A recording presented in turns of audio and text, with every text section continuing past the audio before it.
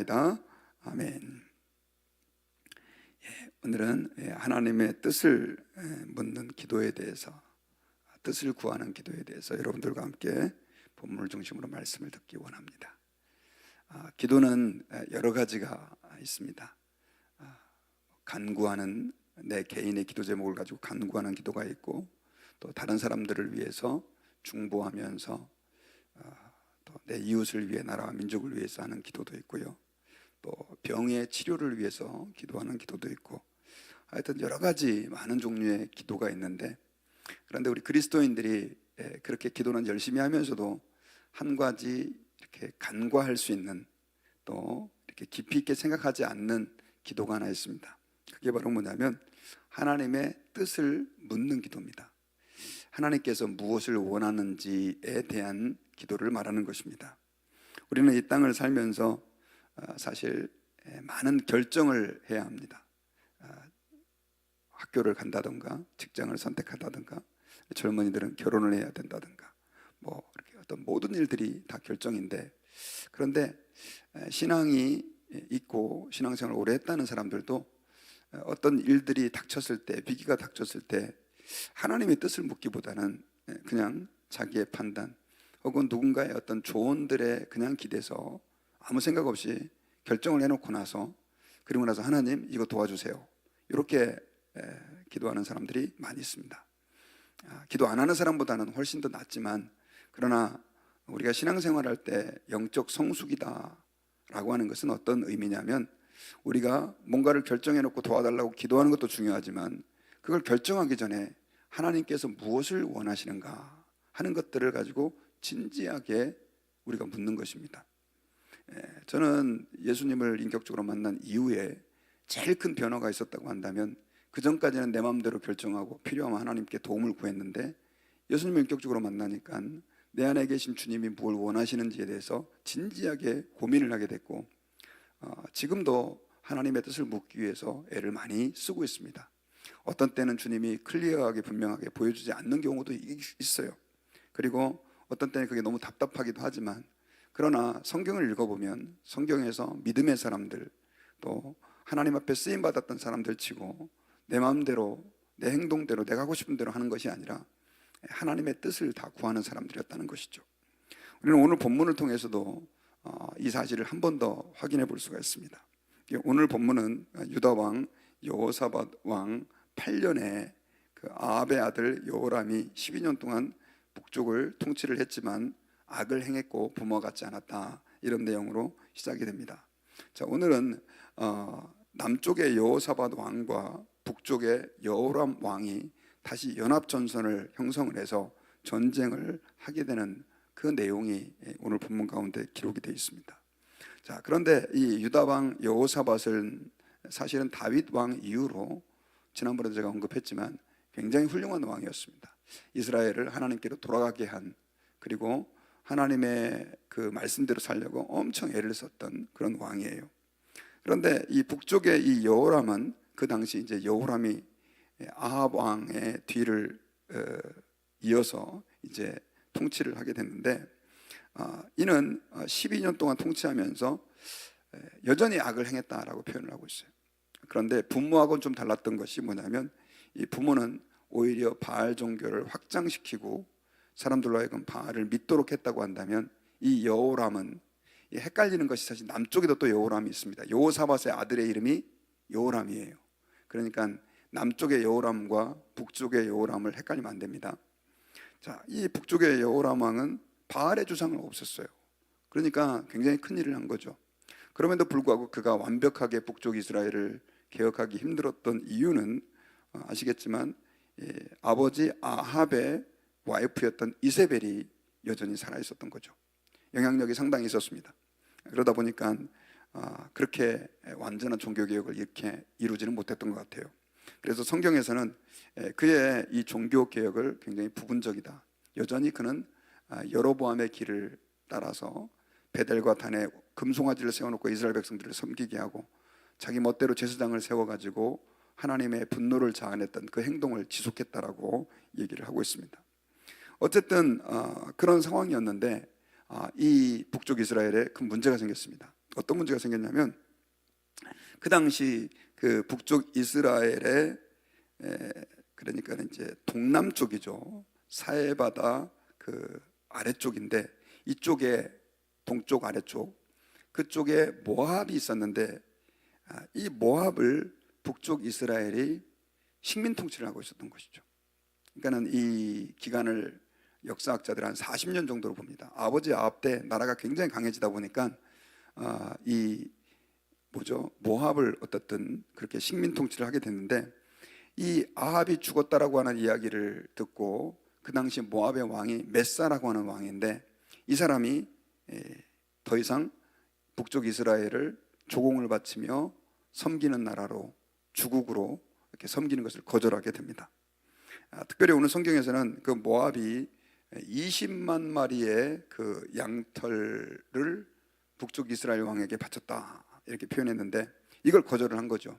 그러니까 이제 북쪽 이스라엘에서는 이건 전쟁이다라고 생각을 하고 결국 북쪽 이스라엘 왕은 그 모압을 정벌하기 위해서 온 나라를 다니면서 이제 군사를 모집할 준비를 하게 됩니다. 그런데 아합 이후에 특별히 이 북쪽 이스라엘은 굉장히 군사력이 약해지고 말았습니다. 지난번에도 제가 계속 말씀드렸지만 그러다 보니까 결국 혼자 모압을 정벌하는 것이 너무 힘들었고 그래서 남쪽 유다 여호사밧 왕에게 도움을 요청을 했어요. 여호사밧 왕은 그 전에 아버지 그러니까 아합 왕일 때도 그가 길르앗 라못 전투에 그 길르앗 라못을 돌려받기로 한 것을 다시 빼앗게 하기 위해서 같이 전투에 출정을 했다가 그 전투에서 아합 왕이 죽었잖아요. 자기 자신도 죽을 뻔하다가 이렇게 살아나왔는데 이번에 다시 또 모압을 정벌하자라고 제안을 받게 됩니다. 여러분 같았으면 어떻게 하시겠어요? 사실 말도 안 되는 전투 그리고 자기하고 직접 관계도 없는데 거절할 수도 있었죠. 그리고 그것은 분명히 선지자가 하나님의 뜻에 맞지 않는 일이라고 했는데도 불구하고 이 여호사밧 왕은 하나님의 뜻을 묻지 않습니다. 그리고 그냥 오케이 승낙을 하게 되죠. 그래서 승낙하게 된 계기는 몇 가지가 있었는데 하나는 정치 사회적인 영향이에요. 그 당시 그 모압이라고 하는 나라는 굉장히 그 메사 왕의 통치에 의해서 강력하게 성장하고 있었습니다. BC 850년에 실제로 이렇게 발견된 유적도 보면 그 메사가 그 북쪽의 오므리 왕조죠. 이게 사실 아합 그다음에 여호람 이런 사람들이 다 이제 오므리 왕조에 해당하는 사람인데 이들을 반란하고 그들의 통치를 거절했다라고 하는 내용이 발견된 비문들도 있고 이거는 고고학적으로 다 증명이 된 거니까요. 어쨌든 굉장히 뜨고 있어서 남쪽 유다에도 위협이 되는 거예요. 그러니까 군사적으로 저 모압을 정벌할 필요가 있다라고 이 여호사밧 왕은 생각을 하게 된 것입니다. 그리고 또 한 가지 더 큰 문제점은 뭐였냐면 제가 지난번에도 말씀드렸지만 아합 왕 때 여호사밧 왕이 남북으로 분단된 그 나라를 통일시키고자 통일까지는 아니라도 어쨌든 친하게 지내고자 정략 결혼을 했습니다. 그래서 아합의 아내였던 그 이세벨의 딸 그러니까 공주죠. 이세벨의 딸 이름이 아달랴인데 그 아달랴를 여호사밧의 아들이었던 여호람. 자, 북쪽의 이스라엘 왕 여호람과 다릅니다. 아합의 아들도 여호람이 있고 여호사밧의 아들도 여호람이 있었는데 그 여호람과 아달랴를 정략 결혼시키게 되는 거예요. 그래가지고 나중에 이제 이스라엘이 그 아달랴 때문에 남쪽 유다가 엄청난 고생을 하게 됩니다. 자, 어쨌든 그런 관계에 있다 보니까 자기가 좀 불편했다 할지라도 그냥 가서 그냥 전쟁에 참여하자 이렇게 한 거예요. 그리고 그때 남쪽 유다는 에돔을 또 식민 통치하고 있었습니다. 그러다 보니까 이 모압을 정벌하기 위해서는 사해바다를 기준으로 북쪽의 모압을 공격해 가는 길도 있었고 남쪽의 모압을 공격해 가는 길도 있었는데 이스라엘의 입장에서는 북쪽 이스라엘 그 여호람 왕의 입장에서는 북쪽으로 정벌해 가는 것이 훨씬 더 좋은 경로였는데 이 남쪽 유다와 또 밑에 있는 에돔과 연합군을 형성해야 됐기 때문에 이 북쪽 이스라엘은 유다와 에돔과 합쳐서 연합군을 형성해서 모압의 남쪽을 치기로 그렇게 결정을 하게 된 거죠. 그렇게 해서 이제 군대를 형성해 가지고 가게 되는데, 이들이 그 모압 땅을 정벌하기 전에 아주 큰 어려움을 겪습니다. 7일 동안 사실 상당히 어려운 길인데, 어쨌든 연합정선을 형성해서 가다 보니까 남쪽으로 갈 수밖에 없었고, 그러다 보니까 그 길이 광야길을 지나게 되는데 7일 동안 갔는데, 문제는 물이 다 떨어진 것입니다. 물이 떨어지다 보니까 한번 생각해 보세요. 음식이 아무리 많아도 물이 없으면 소용이 없잖아요. 근데 이들이 왜 그걸 계산을 못했을까, 이런 어떤 의혹들도 있는데요. 사실 그 모압 그 국경 그 근방에는요 강이 흐르고 있었는데, 이곳이 그 아시바의 골짜기라고 하는 곳이라고 합니다. 아시바의 골짜기. 그래서 거기는 사시사철 이렇게 물이 흐르는 강이 있었고, 그래서 아마 그들이 전략을 짤 때 그 아시바의 골짜기 근처에서 이제 물을 공급받고, 그래서 우리가 한 7일 정도는 마실 물을 준비해 가자, 뭐 이런 식으로 했던 것 같아요. 근데 그 골짜기에 왔을 때 물이 다 말라 있는 거예요. 너무 가물어 가지고 그 물이 없다라고 하는 것을 계산을 못한 겁니다. 엄청난 전략적 실수를 저지른 거죠. 그래서 그 세 연합군이 그 모압과의 전투를 위해서 전쟁에 갔는데 다 죽게 생긴 겁니다. 더더군다나 물이 없다 그러면 말 그대로 모압이 버티기만 해도 그 전쟁에서 승산은 아예 없어진 거죠.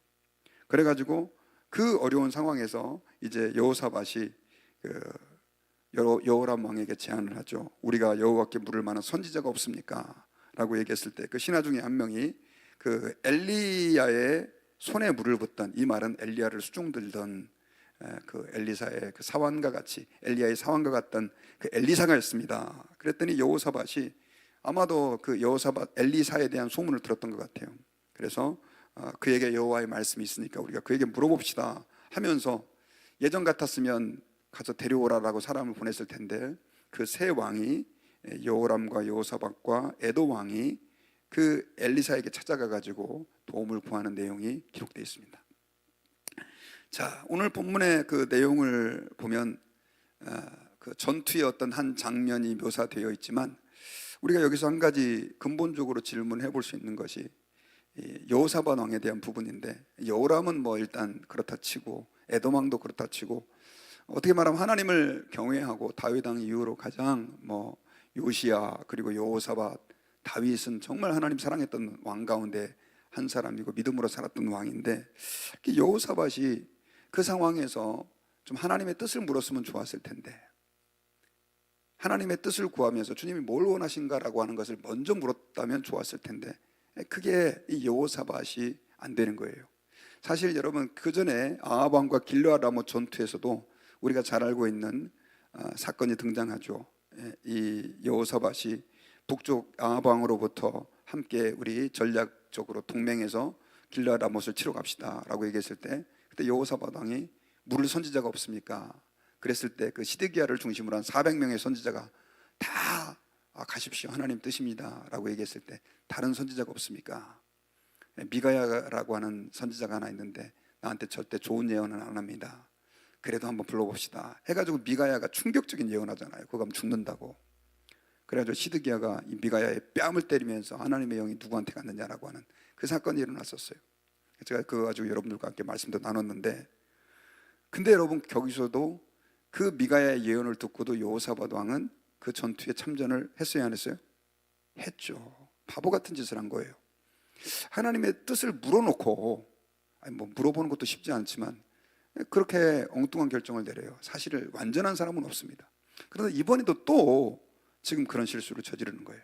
여러분, 오늘 본문에서 나중에 이제 결론적으로는 이 큰 승리를 거두기도 하지만, 어쨌든 여러분, 우리가 이 사실을 통해서 우리 그리스도인들이 하나님 앞에서 주님의 뜻을 묻는다라고 하는 것은 굉장히 중요한 문제입니다. 제가 가끔씩 성도들 가운데서도 이렇게 교회에서 시험이 들어가지고 되게 어려워하는 분들에게 교회를 떠나고 싶습니다 이럴 때 제가 이렇게 얘기를 해요. 뭐 가고 안 가고는 성도님이 결정하시지만, 그러나 교회를 옮기는 문제는 기도를 많이 하셔야 됩니다. 기도를 해보십시오 하면 대부분 사람들이 다 기도 안 해요. 계속 유리방황하는 분들이 계시는 거죠.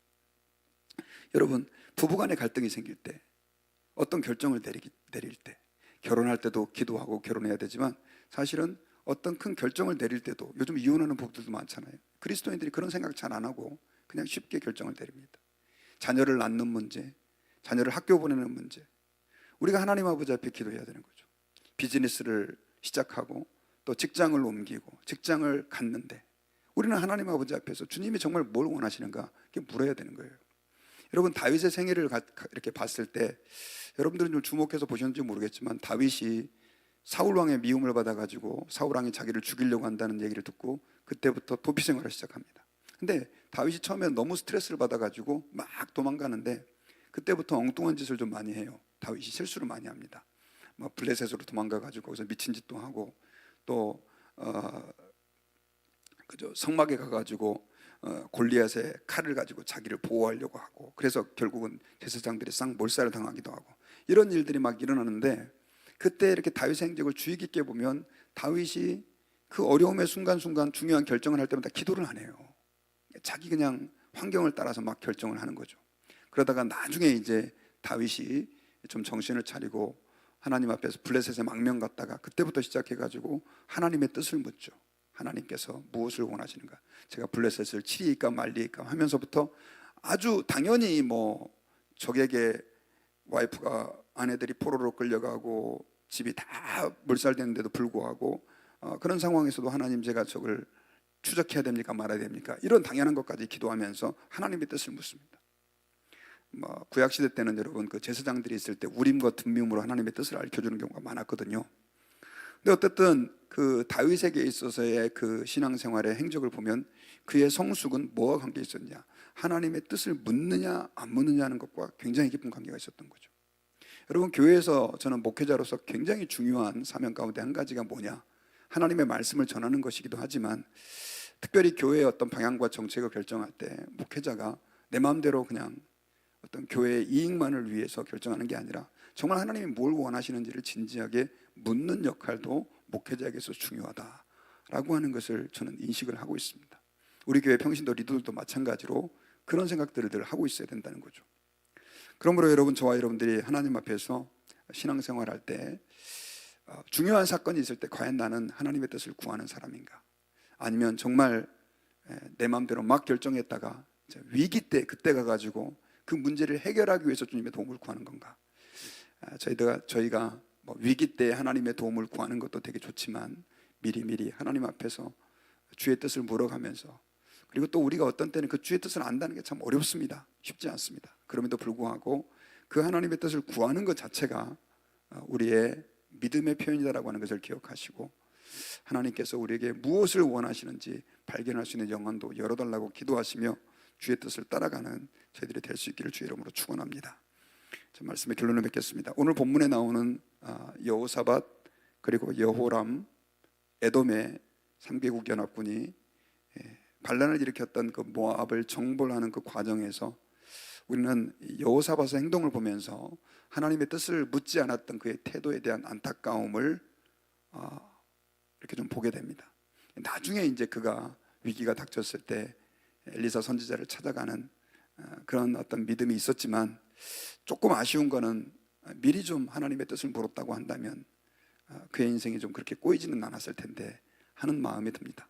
우리가 이 땅에서 신앙생활할 때 작은 결정이라 할지라도 하나님 앞에서 여호와의 뜻을 묻는 그런 어떤 믿음의 표현을 우리 주님께 드리고, 또 때로는 우리가 조금 더 이렇게 스텝백해서 좀 하나님께서 주의 뜻을 이루어가실 때까지 기다릴 수 있는 그런 믿음의 결단도 여유도 저와 여러분들에게 있기를 주의 이름으로 축원합니다.